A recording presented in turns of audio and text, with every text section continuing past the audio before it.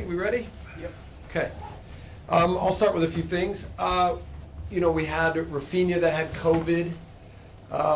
And then over the break, we've had some COVID here as well.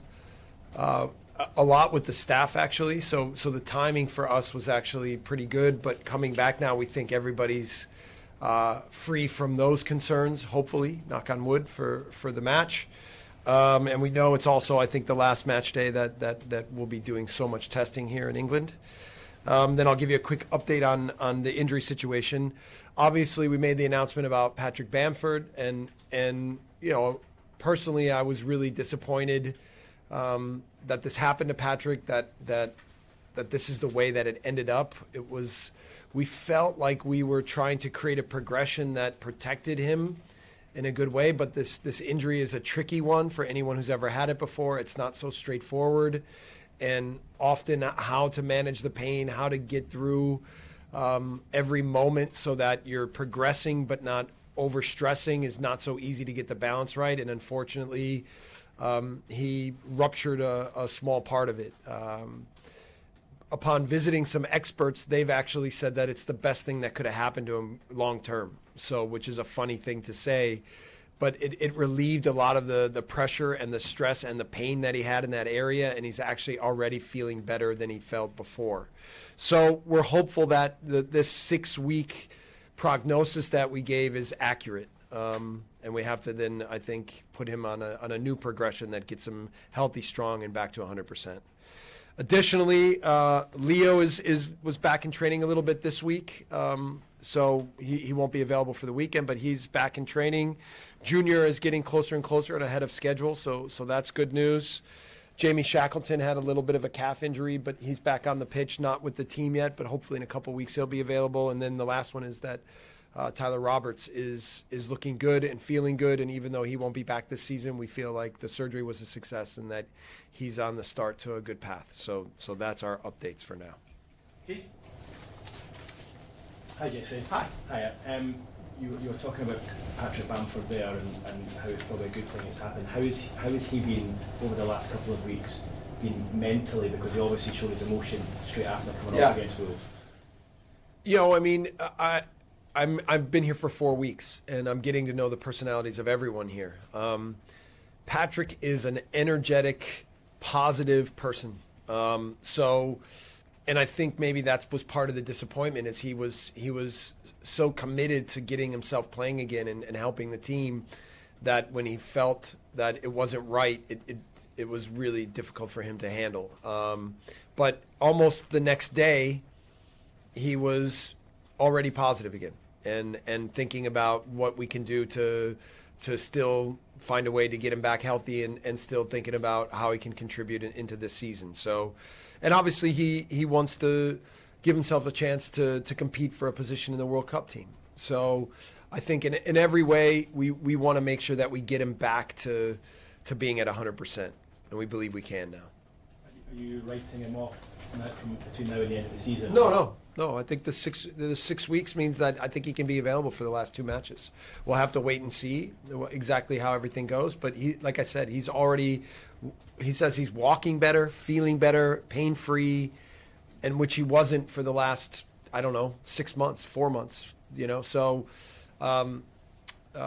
So we're optimistic and hopeful. He said that the injury itself is it feels like you're walking on plug sockets every time you step. He said, imagine trying to play football like that. Yeah. It's such an unusual injury for a footballer. So the end of the Norwich game, or the end of the first half of the Norwich game, he kind of looked like that. He looked like just wasn't able to plant his foot like normal and be powerful. And that was why we made the decision to take him out at half then. And then obviously when the injury happened and before the injury even happened in the match against Wolves, I was already trying to get him off the pitch because I could see he wasn't right. Again, trying to get the balance right with that injury is not easy, and it's not a normal tissue. It's a very dense tissue that's not so easy to manage, and sometimes it's about fighting the pain, but other times it's about recognizing the pain. So yeah. Sorry, just last one from me, off topic if you don't mind. Premier League meeting today, clubs talking about by substitutes. Is that something you're in favour of? Yeah, I am in favor of that. And I believe that it helps the game. It makes games faster, more intensive. For me, it also helps when you're developing players that they can have more playing time. Right now, I came from a situation where for 2 years I was operating with 5 substitutions, and now going back to 3. It's an interesting feeling. I feel handcuffed more on the bench by not being able to affect the game as much by putting in more fresh players and being still aggressive in the match. So I think it helps the quality of the game.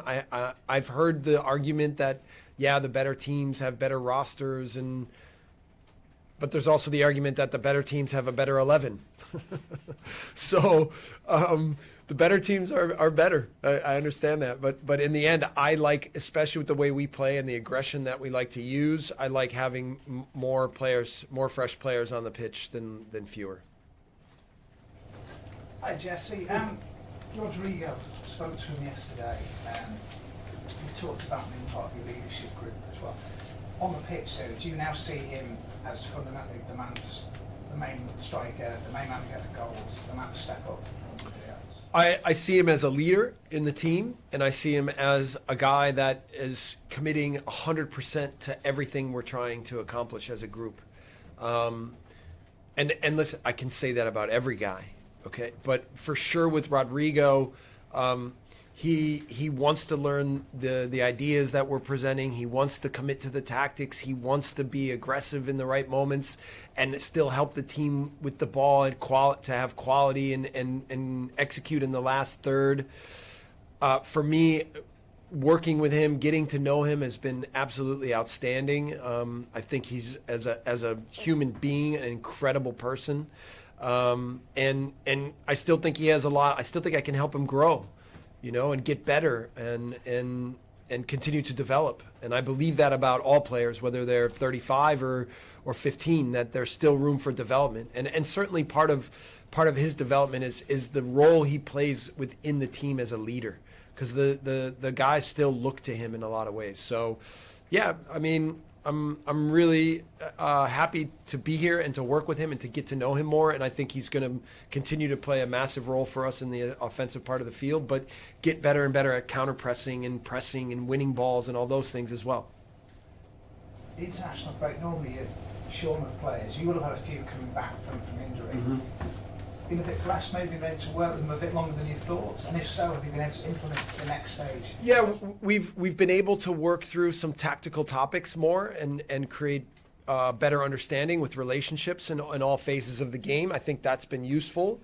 We haven't had everybody here or everybody on the pitch every day, but even the video sessions again and some of the guys coming back, just updating them on some of the work that's been done and helping them understand the analysis that we've made over the last 2 weeks, and then make sure that it can lead to a better and better performance, especially come Saturday. So it's an eager group, like hungry for more. And I think we have to really maintain that mentality and understand that even though we've gotten 6 points and we've relieved some of the stress in terms of where we are on the table, that the best way to continue to control that is to make sure that we are really focused on every performance every day and maximizing what we're doing. Those 2 wins, does it allow you to take breath now, Jesse? Have you literally been able to plan a bit more than you might have otherwise been able to? I mean, like in the past 2 weeks, I promised Andrea and Angus and Victor that I would focus entirely on the first team and making sure that all the energy was going into what was necessary to help the first team be successful. But I can't help it but to also be thinking about what we're trying to do here as a club. So we've obviously worked intensively with the players over the last 2 weeks, but it balanced in, I think, a little bit of a mental and physical break for them too on the weekends. And then, it's also allowed a little bit more time to have a few more discussions with the academy coaches and have some style of play discussions and see if we can start the process with the entire club about moving more and more to the idea of football that we're trying to put in place with the first team. So in all ways, I think getting to know people more people getting to know me, and continuing to work together with everybody within the club from all levels is going to continue to make us better and better and stronger and stronger. So I really feel good about the last 2 weeks. I feel good about it. And the style of play, Jesse, we sort of can see how you're pressing the ball and what you're trying to achieve there. When it doesn't happen right and the opposition able to get out and you look a bit narrow, how do you counteract that? If there's a fallibility with the system at the moment, how do you counteract that? Be left a little bit open. Yeah, I think in general it's just continuing to fine-tune the relationships on the pitch tactically so that they understand when the opponent presents challenges to us through whatever they may want to do with or against the ball, that we understand what our solutions are and what we're trying to execute. And often how it works with the way that I think about football is all 11 players have to really fit within the context of what we're doing. And that's where the compactness is important. So, yes, I know that there's discussions about that we play narrow. But for me, I call it more controlling spaces, because we want to be good with the ball and against the ball, but we also want to be good in transition moments in both directions. And to do that, the more compact you are and numbers you have around the ball, you can control those moments better. So, there are still moments to be expansive, especially with the ball, and we have to get that balance right. But always understanding what our reactions are, what our behaviors are, specifically when we win the ball and when we lose the ball, are really important to my philosophy of how we want to play football. Damien? Hi, Jesse. How well do you know Ralph Hasenhüttl with your Red Bull connections, and what are you expecting from Southampton? In 2016 and 17 in the winter, Ralph was kind enough to allow me to join his staff for about 6-7 weeks in that time.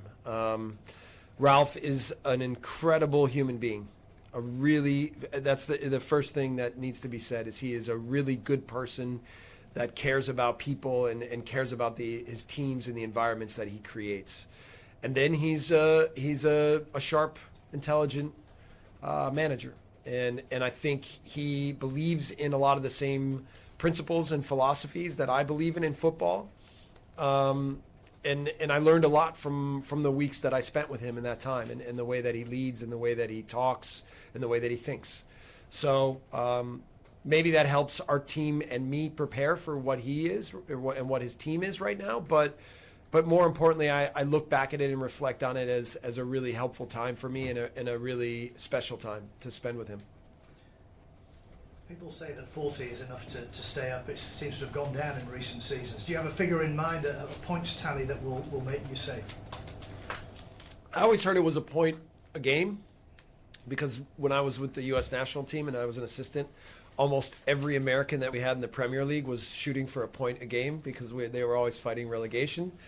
But I don't have a point total in mind. I've said a lot, and I'll say it again. The focus is on the daily work and just trying to prepare ourselves and to grow as a group. And the more that we do that, then I think the more that we can fight for points.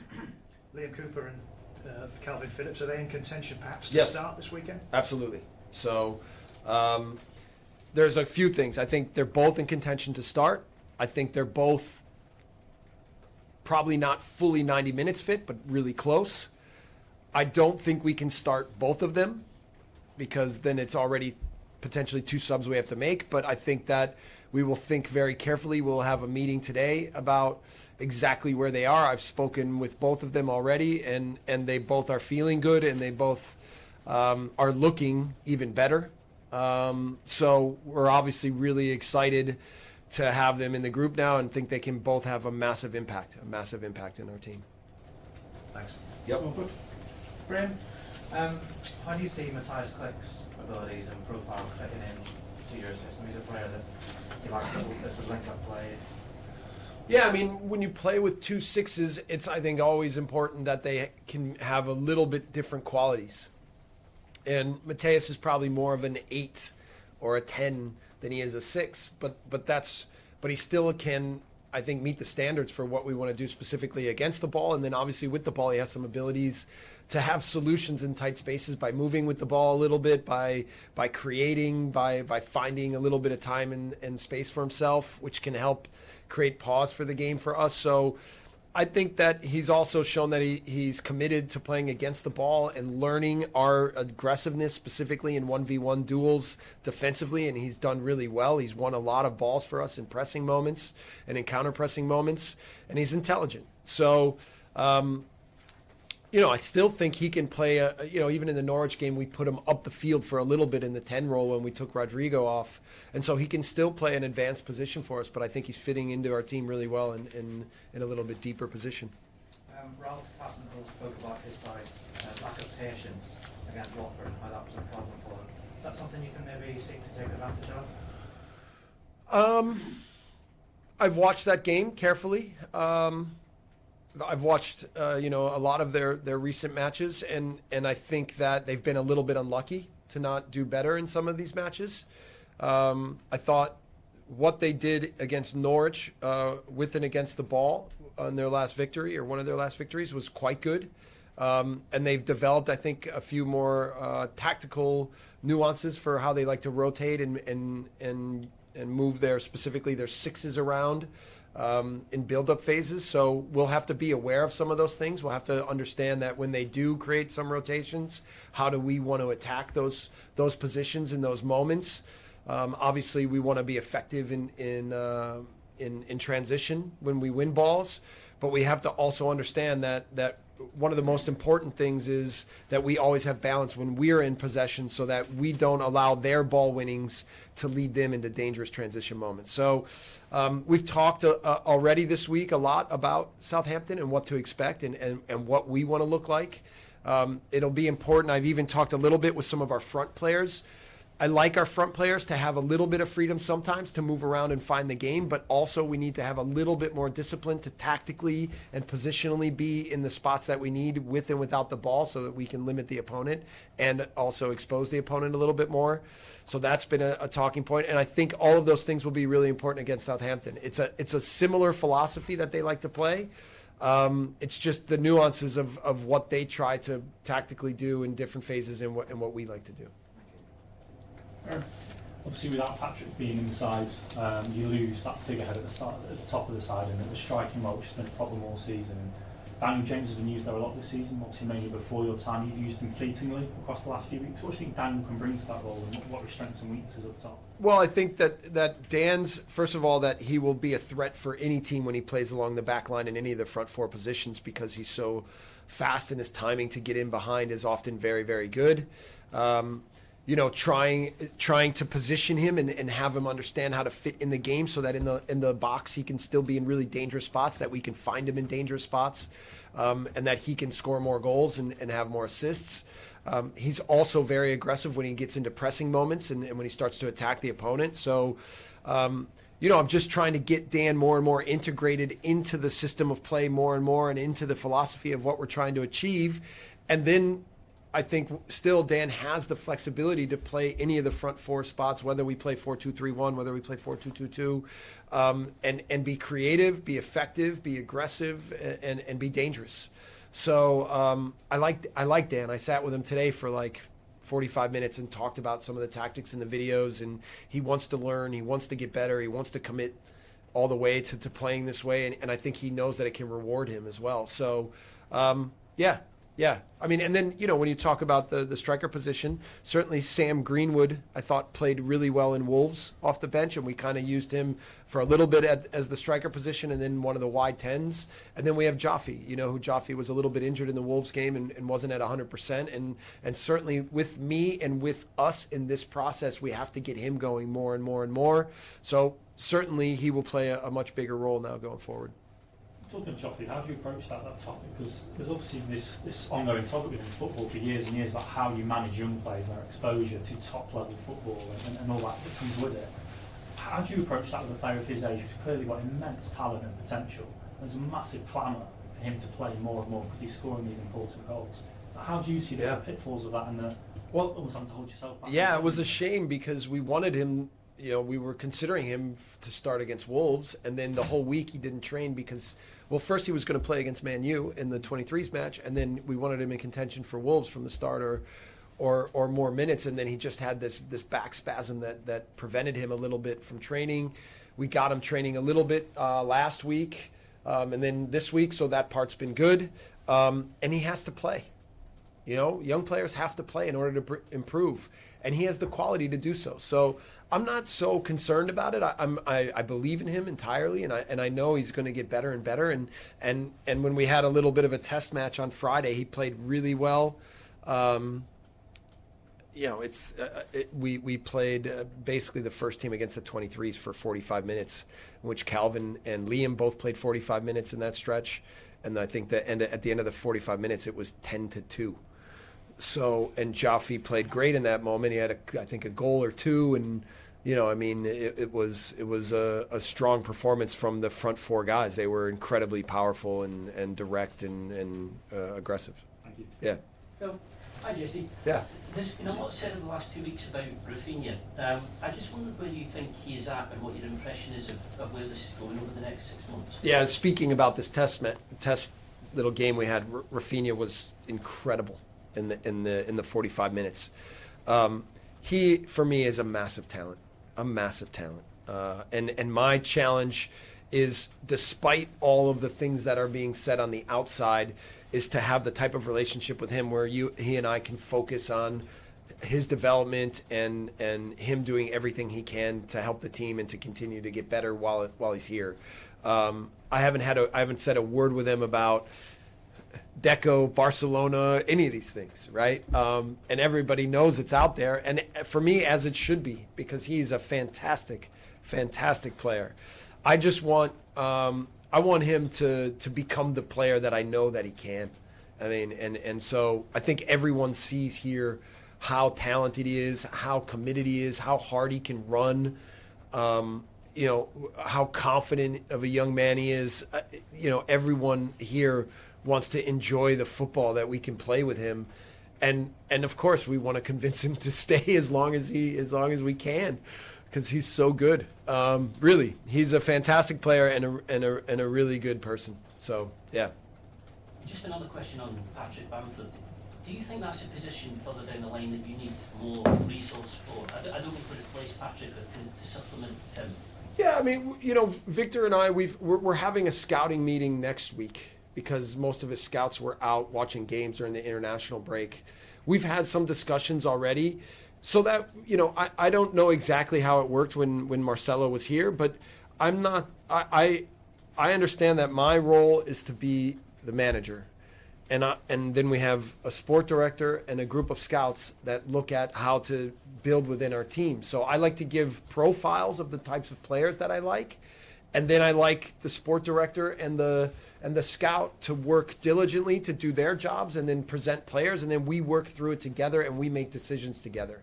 Because I find that it's really important that when new players come, that everyone is fully aligned, so that it's not like, well, this player belongs to this sport director or this scout or this manager or this. Even, I can tell you, the whole talk with Brendan Aronson, this all happened before I even came here. Now, I know Brendan, I coached him, and he's an American, and I think he's a great player.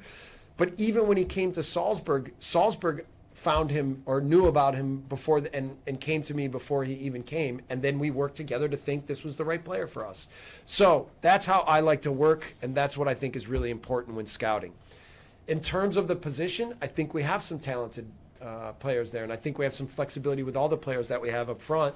But yeah, we might need to look to find another attacker or two, and one specifically that is a number 9. That is a possibility. But we will discuss that more next week, and maybe I can answer that question better next week as well. Thank you. Yep. Sure. Could I just ask you, you've obviously had Patrick Bamford only sporadically so far. I assume you were banking on seeing a lot of him in April. Given your other strikers have got different qualities, how much do you have to alter the way you play at all, or obviously within the overall philosophy? Yeah, I wish we had Patrick at 100% for sure. Because I like the way he plays, and I like his personality on the pitch. It brings something to us. You know, in general, I thought even coming here at this moment or 4 weeks ago, in general, was an opportunity, not just from a results perspective, but as we're building into the transfer window, for me to know more about the roster and the players so that I can have more input to help make decisions on what we need to do for the future. So yeah, that's where we're at right now in evaluating the entire attacking situation without Patrick. It's a chance, it's an opportunity for me to get to know Joffe more. It's in Sam Greenwood and some of our young players, and then to invest in them and their development. So how much we need to alter, I don't think we need to alter too much, because I still think we have a really good group of options that have flexibility. So, you know, even some days when I look at the board and think about training and where do I put Sam Greenwood, well, sometimes I put him in the 9, sometimes a central 10, sometimes a wide 10. How do I think about Rafinha at different moments? And I like that. I like that when we can have flexibility with players so that we can tactically alter match plans.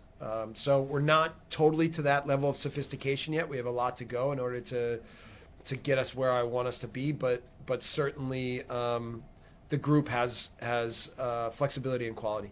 And you mentioned Patrick with regards to the World Cup. Do you think it'll be important for him that he's available for the Nations League games in June, and will that come into your thinking when he is coming close to? Well, I think in general we want to, with all the guys, we want to create a recovery path that is aggressive, but also smart and intelligent, and gives them the best chance to get to 100% as quickly as possible. So that will be the case with Patrick. You know, I mean, for us in the moment, he's our player. We're focused more on getting him ready for our season and our matches than we are for the national team. But I believe that the national team is really important for him and his development, and ultimately that will have a big effect and a return for us as well. I'm a believer in the national teams. You know, like when I was in Germany, none of the coaches ever want to send their players to the national team. And I didn't understand that, because I played for the national team, I coached for the national team, and I know how valuable those experiences are, and that they help men grow to be bigger in every way. So there are obviously pitfalls with injuries and everything else when players are away, but I want our players to have those experiences, have success, and get better. Thank you. That's great, thank you, Jesse. You were speaking earlier about the time you spent with Ralph that winter. Just what were the main things you did learn? I mean, did you get to know each other well away from training, and have you remained friends since? Yeah, I guess I could go into some of that. He's really a gentleman. So when I was first there, you know, he took me on a little tour of the facility and kind of talked about some of the things they were doing in the gym, and then he allowed me in every meeting that they ever had as a staff and as a team, and then obviously there were a lot of tactical discussions. Often I was a fly on the wall and would have some discussions later with him about things. Cholt Love was also a part of that staff, so that was his assistant, who's now Tuchel's assistant at Chelsea. And the relationship that Ralph and Cholt had was really, really good. And that was fun to watch. One day he had the whole staff over at his house and for a dinner, and he invited me at that time, and he played piano for us, so he's a really good piano player. Yeah, so I mean, like I said to you guys, he's a gentleman, like through and through. He is a gentleman. Okay, thank you everybody. Good. Thank you. Thank you guys.